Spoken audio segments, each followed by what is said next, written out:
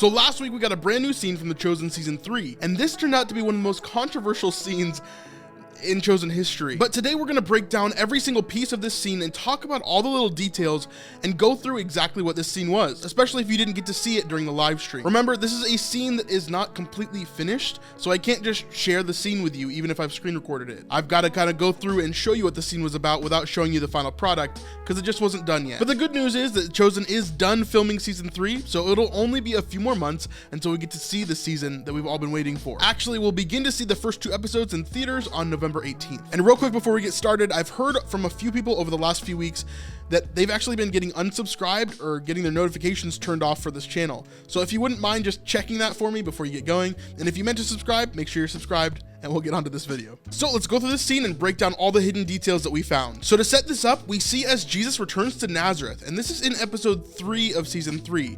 This is always a unique episode because Dallas writes it himself, and it's always a little bit different than the rest of the season. In season 1, we get the episode with the little children coming to Jesus, and then in season 2, we get that really long one shot with all of the disciples, and then the talk around the fire, which is an amazing episode. But in season 3, it's gonna be a little bit different. We're gonna see Jesus in Nazareth, and he's gonna be celebrating some different things, and even visiting some really interesting places. The reason why Jesus is visiting Nazareth in the first place is to celebrate the Jewish New Year, or Rosh Hashanah, with his mother. And Happy New Year to all of our Jewish brothers and sisters. You guys are amazing. And Rosh Hashanah just passed, so make sure you leave a Happy New Year in the comments below. As Jesus sits at the table, his mother walks in with the challah bread. Now, the challah is a bread that they celebrate the New Year with. This is as symbolic as it is delicious, and it kind of represents just the blessings from God. And so challah is a very important piece of all of this. But as Mary sets down the challah on the table, Jesus looks at it and says, "Oh, raisins." This is because Jesus apparently in The Chosen doesn't like raisins, but he's willing to tolerate it to spend some time with his mom and of course to celebrate the new year. Mother Mary replies, "It's for a sweet new year." And of course this is when we see that this is actually for Rosh Hashanah. Now we also have seen evidence of there being the festival of trumpets, which is associated with Rosh Hashanah, and so we're going to see that later on in this episode, I believe, after Jesus has had some time to rest after his travels to Nazareth. After this, they both sit down and prepare to eat the bread by saying a blessing. And this is a common blessing that is done for Rosh Hashanah. "Blessed are you, Lord our God, King of the universe, who has kept us alive and sustained us and brought us to this holiday season." After the prayer, they both dig into the bread. But Jesus has a weird moment where he kind of looks around the table and recognizes that it's just him and Mother Mary here. Everybody else is gone. He kind of puts his head down and he says, "So, no James and Jude?" Now this is something that I've talked about extensively on another video on this channel last week. If you'd like to learn more about how I see Jesus' siblings and the evidence in the Bible for that, then I'd love for you to check out that video and maybe just leave a comment and let me know what you think. Now here, I truly believe that they're talking about Jesus' siblings, James and Jude being 2 out of, I believe, 6 at least. But who really knows? This is a secondary issue within the scripture, but I really wanted to talk about it last week, so make sure you go check out that video. But it does seem to be the case that Jesus is sad that his brothers are not here. And you can see that that kind of brings down his mood as he talks to Mother Mary. He begins to give her short answers to things. Mary responds by saying, "Well, they felt it was best to celebrate in Sepphoris while you were here, just to avoid conflict." Now, Sepphoris is a city that is located pretty close to Nazareth, and this would have been a location that Jesus and his family were very familiar with for the most part. And in fact, just as Brendan Robbins has shared on his channel,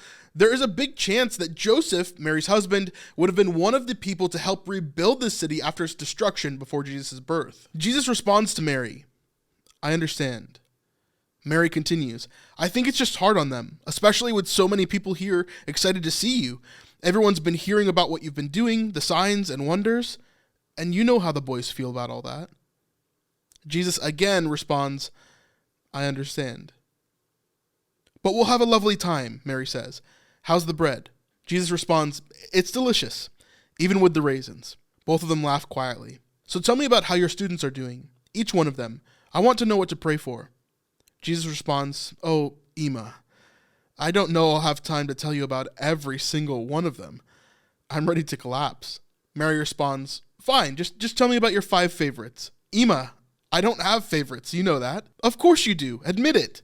Why don't you tell me about your favorites?" Mary responds, "The women." "Okay, that didn't take long." "And Z, because he'll protect you." "Really?" Anyone else? I'm teasing. I love them all. Is anyone troubling you? How about Andrew? How's he doing? He wasn't doing well when I was with them. He's fine. Our boy John set him straight. Actually, they're all doing quite well right now. I've sent them out on missionary journeys to our people, doing signs and wonders of their own. Well, not of their own. I know what you mean. So here we get our first insight into a little bit of season 3 and some different things that are happening here. We see that Jesus has sent out all of the disciples 2 by 2, but before that, he mentions another character that we haven't seen for a little while, John the Baptist. Now, at first, when I first watched this scene, I thought he was talking about the disciple John giving Andrew some talking to make sure that he was straight and ready to go for these missionary journeys. But then I remembered that we see Andrew with John the Baptist in episode 1 of season 3. So Andrew goes to visit John the Baptist, and John is able to set him straight and get him reset and ready for the mission. Remember, in season 2, Andrew was really struggling with some stuff, struggling with his interactions with Mary and some other people, kind of throwing around some blame that maybe he shouldn't have. But in season 3, I think we're going to get a little bit more level-headed with him as John is able to help him get through some of these grievances. Mary continues, and the women?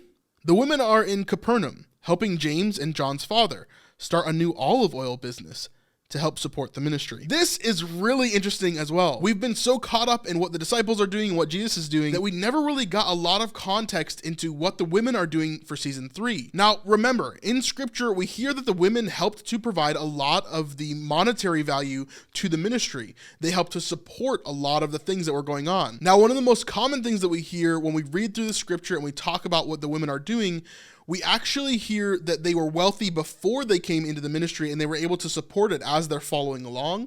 But I could also see this being a possibility within scripture, that they were able to run businesses and do different things alongside the ministry to continue to support it over time. I think we're going to see a little bit of both in season 3. I think we're going to see Joanna, who is obviously a very wealthy person compared to like Mary Magdalene, but I think that we're also going to see Mary Magdalene, Rhema, Tamar, and the rest of them kind of getting ready to start this new business with Zebedee so that they can help to provide for the ministry going forward. This is where we're going to get a lot of the downtime from the women to have more conversation about who they are and more storylines being revealed from Tamar especially. Mary goes on again. Ah, and Thomas and Rhema? What about them? Mary makes a sly and knowing face. How did you know there was interest there? I have eyes, haven't I?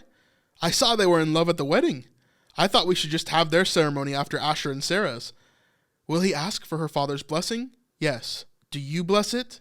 I would love to see them betrothed. They are both faithful followers. So are you ready for tomorrow? So many people have told me they can't wait to see you. And that is a quick and abrupt ending to this scene. Now at the end there, Mary starts to talk about how they're going to see other people, and so many people are excited to see Jesus. This, I believe, is going to be the Festival of Trumpets that we've seen a lot of behind the scenes from. They're playing games and blowing the shofar. We see a ton of Pharisees around celebrating the event with everybody else. It's a really interesting environment to see overall. We also see the return of Lazarus here, which is going to be so much fun to see him actually in the current version of the show instead of seeing a flash forward like we saw during the Christmas special. I'm hoping this also means that we'll see Mary and Martha at some point this season, but who knows? My favorite part about this scene is that it shows us more of the humanity of Jesus, how he would have been affected by people overall. We see in scripture over and over again how his emotions show. He's human. And so in a lot of ways, we miss that when we see different portrayals of Jesus or of scriptures in general. And so I'm glad that The Chosen often does this. They show us the humanity of Jesus, and I think that's really, really important for us to understand more of who he is and to have a better connection with who he is, because as humans, so often we put him somewhere not to be reached, someone not to be talked to, someone not to be a friend of. And the truth is that Jesus is our friend. He's our brother. He's the one that we should cling to, the one that we should emulate. And so, of course, his humanity plays a role in that. Seeing him as he's sad that his brothers aren't celebrating with him, that they have some sort of quarrel with him right now. It's hard for him. Or even simply seeing that he's tired after a long day of travel and he wants to just get to bed. That's such a normal and human thing to see. And I think so often we forget about that side of who Jesus was. The scriptures say that he got tired, that he got hungry. And so it's really interesting to see this portrayed in this way. I'm also excited for the 2x2 and how we're going to see all of these different miracles. We've actually seen behind the scenes of Thaddeus and Nathaniel healing people, and even Simon the Zealot doing the same. All of them are going to have all these different experiences as they go out 2 by 2 and do the will of the Father. And then also we see as Thomas and Rhema looks like they're going to be betrothed, maybe even by this season, maybe by next season, who knows? But this would be a really interesting thing to see within the dynamic of the group, how much it would change the dynamic of the group. I don't know. Quite interesting. I hope to see you on the next video, so make sure you like and subscribe. We'll see you on the next one. Peace.